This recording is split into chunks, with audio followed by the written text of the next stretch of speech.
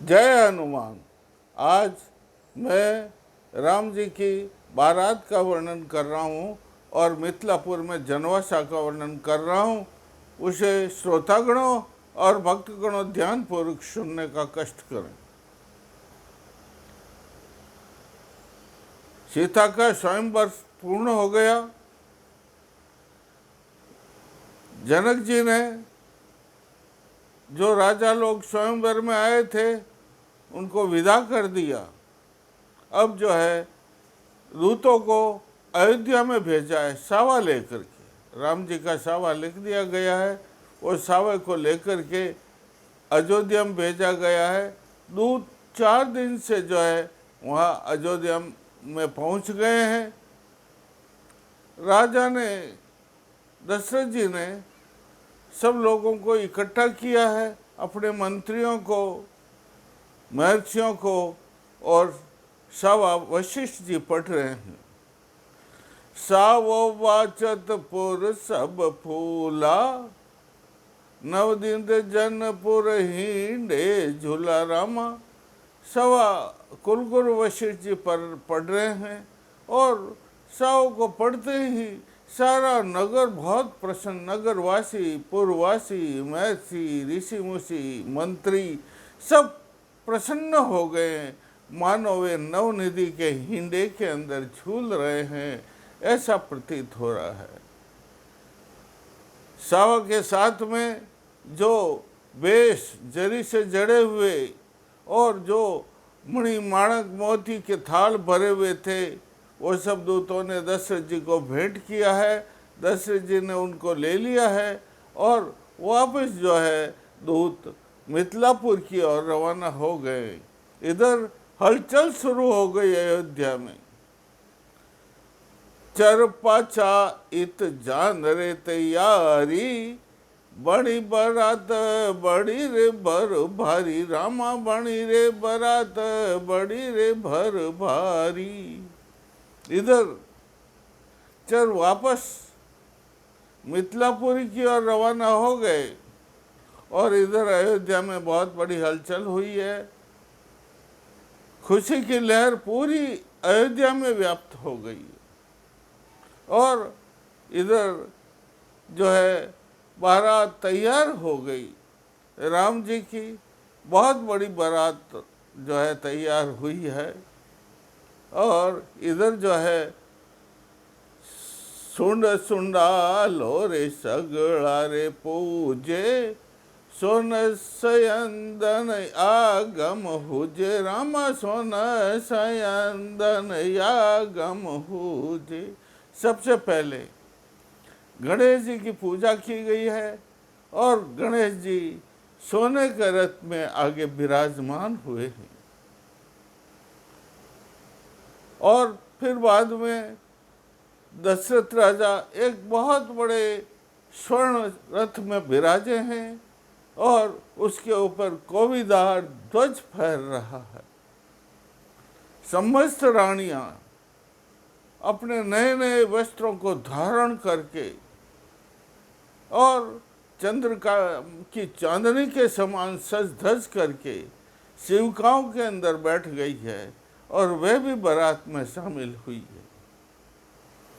भरत, लक्ष्मण और शत्रुघ्न अपने अपने रथों पर बैठ करके बारात में शामिल हुए। मंत्री मुनि निज रथ में शोभे, मंत्री मुनि ये सब अपने अपने रथों में जान में चलने के लिए तैयार हो गए हैं। कुलगुरु वशिष्ठ जी के लिए भी एक सुंदर रथ तैयार किया गया है। उस रथ के अंदर कुलगुरु वशिष्ठ जी भी विराजमान हो गए। गया है शिवी रथ जानिया, मिथिलापुर मेहमान राम मारा मिथिलापुर मेहमान। गए हाथी, है घोड़े, गए है रथ और सोने के चमचमाते हुए रथ, और रानियों के लिए शिविकाएं राजस्थानी भाषा में जिन्हें पालकी कहते हैं, वो रानियां सब पालकी में विराजी हुई है। ये सब मिथिलापुर के मेहमान बनने के लिए रवाना हुए हैं। सब देवताओं ने जब ये सुना कि राम जी की बारात है, तो देवता भी दिखाई नहीं दे रहे हैं लौकिक रूप से, लेकिन भगवान विष्णु और लक्ष्मी गरुड़ासन पर आसीन होकर के बारात में शामिल हो गए। ब्रह्मा जी और सरस्वती हंस के ऊपर बैठ करके बारात में शामिल हो गए। शिव जी पार्वती नंदी पर बैठकर बारात में शामिल हो गए, और इधर इंद्र अपने ऐरावत हाथी पर बैठ करके बारात में शामिल हो गए। सब देवता भी बारात में नर रूप धारण कर, नाग, यक्ष, गंधर्व लगी तह मेला, उनका एक मेला लग गया है। वो छेले के समान, राजस्थानी भाषा में छेला कहते हैं, बहुत सुंदर वेश धारण करते हुए छेले के समान वे जो है बारात में शामिल हो गए हैं। बारात धीरे धीरे धीरे धीरे दर मजला दर कोहड़ा चालई राम बारात।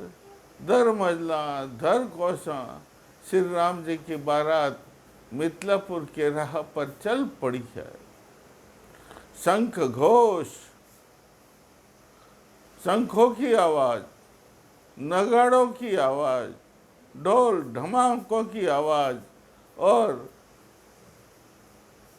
शिविका में बैठी हुई नारियों के मंगल गीत गूंज रहे हैं। धीरे धीरे चलती हुई श्री राम जी की बारात बहुत बड़े जुलूस के रूप में मिथिलापुरी में पहुंच गई है। मिथिलापुरी के अंदर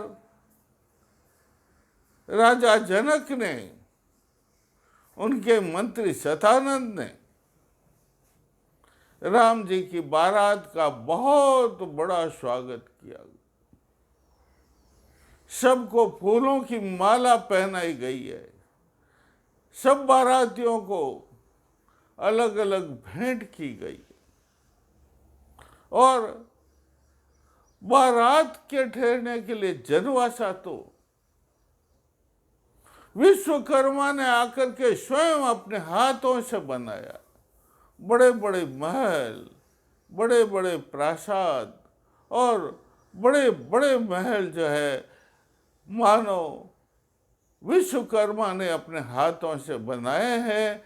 उसमें सब बारातियों को ठहराया गया है। एक एक